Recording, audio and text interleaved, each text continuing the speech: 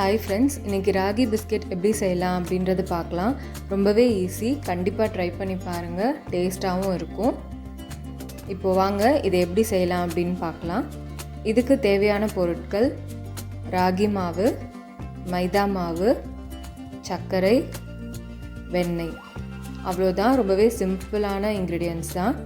இப்போது இது எல்லாத்தையுமே நம்ம ஜலிச்சிக்கலாம். ஒரு பவுலில் ஜல்லடை வச்சுட்டு அரை கப் அளவுக்கு மைதா சேர்த்துக்கோங்க. அரை கப் ராகி மாவு. மொத்தமாக மாவு ஒரு கப் அளவு இருக்குது.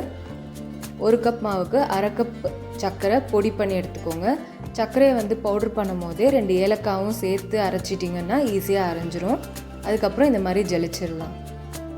எப்போவுமே ராகி மாவு பிஸ்கெட்டில் செய்யும் போது வெறும் ராகி சேர்த்திங்கன்னா டார்க்காக இருக்கும், நல்லா இருக்காது. கொஞ்சம் மைதா மாவும் சேர்த்துக்கோங்க.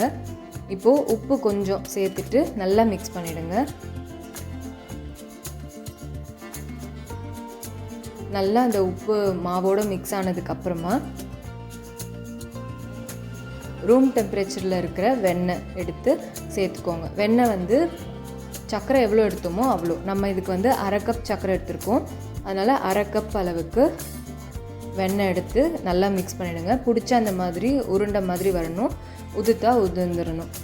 இப்போது இதை ஒரு பிளேட்டில் போட்டுட்டு நல்லா அழுத்தி டைட்டாக நம்ம ஷேப் பண்ணிக்கலாம்.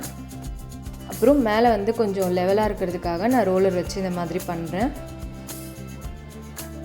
அப்புறம் நம்ம இந்த மாதிரி குக்கி கட்டர் இருந்துச்சுன்னா அதை யூஸ் பண்ணி நம்ம ஷேப் பண்ணிக்கலாம். அப்படி இல்லைனா கத்தியில் கூட நீங்கள் கட் பண்ணி ஸ்கொயராகவோ ரெக்டாங்கிளாகவோ உங்களுக்கு எந்த ஷேப் வேணுமோ அந்த மாதிரி நீங்கள் கட் பண்ணிக்கோங்க.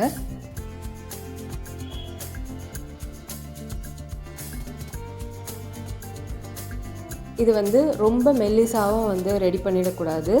ஒரு அரை இன்ச் அளவுக்கு திக்னஸ் இருக்கணும், அப்போ தான் நல்லாயிருக்கும் பிஸ்கெட்டு. நான் அதை எடுத்து காட்டுறேன் பாருங்கள்.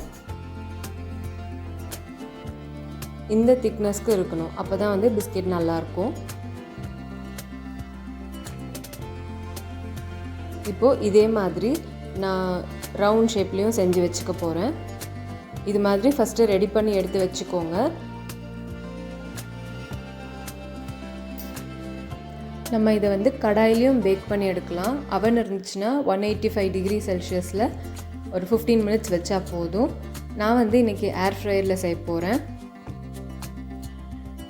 இதே மாதிரி ராகி பிஸ்கெட் மாதிரியே நான் கீ பிஸ்கெட்டும் செஞ்சுருக்கேன். ரொம்பவே நல்லா இருந்துச்சு. அதை நான் கடாயில் தான் செஞ்சேன். அந்த வீடியோவையும் நான் இந்த வீடியோ எண்டில் கொடுக்குறேன், மறக்காமல் அதையும் பார்த்து செஞ்சு பாருங்கள். ரொம்பவே ஈஸி, சிம்பிள் இன்க்ரீடியன்ட் வச்சு நம்மளே வீட்டில் பிஸ்கெட் செய்யலாம். இப்போ இந்த மாதிரி எல்லாத்தையும் ரெடி பண்ணிவிட்டோமா, இப்போ ஏர் ஃப்ரையரை ஒரு 3 மினிட்ஸ் ப்ரீஹீட் பண்ணிவிட்டு அது உள்ளே நம்ம எல்லாத்தையும் வச்சிடலாம். கொஞ்சம் சூடாக இருக்கும், பார்த்து வச்சுக்கோங்க. கடாயாக இருந்தாலும் ப்ரீஹீட் பண்ணிட்டு தான் வைப்போம், அதனால் கை சுட்டுக்காமல் பார்த்து வைங்க.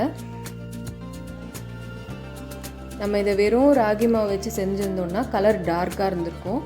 கொஞ்சம் மைதா சேர்த்ததுனால தான் இந்த லைட் கலரில் இருக்குது. இதுதான் பார்க்குறதுக்கு அழகாகவும் இருக்கும். இப்போது உள்ளே வச்சுட்டு 185 டிகிரி செல்சியஸில் 15 மினிட்ஸ் வைக்க போகிறேன்.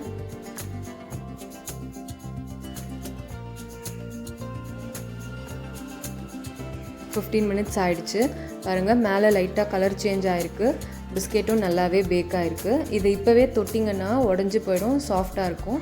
நல்லா ஆறுனதுக்கப்புறமா நல்லா மொறுமொறுன்னு சூப்பராக இருக்கும். இப்போ நான் அடுத்த பேட்சையும் வைக்கிறேன். பாருங்கள், சூப்பராக நம்மளுக்கு ராகி பிஸ்கெட் ரெடி ஆகிடுச்சு. கண்டிப்பாக நீங்கள் வீட்டில் ட்ரை பண்ணி பார்த்துட்டு எப்படி இருந்ததுன்னு கமெண்ட்ஸில் சொல்லுங்கள். இந்த வீடியோ பிடிச்சிருந்ததுன்னா லைக் பண்ணுங்கள், ஷேர் பண்ணுங்கள்.